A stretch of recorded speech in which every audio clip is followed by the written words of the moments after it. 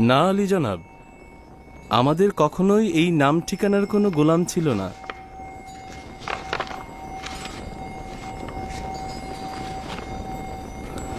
তোমরা এখনো মিথ্যা বলেই যাচ্ছ?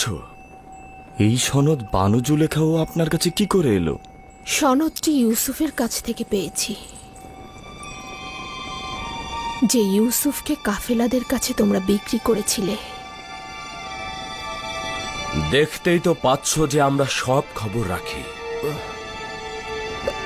আমরা বিশ্বাস করতে পারছি না, আপনারা কোথা থেকে এত সবকিছু জানতে পারলেন? এই পেয়ালা থেকে সব শুনেছি।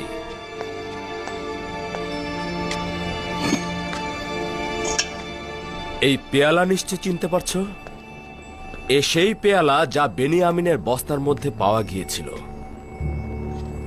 এই পেয়ালা আমার সঙ্গে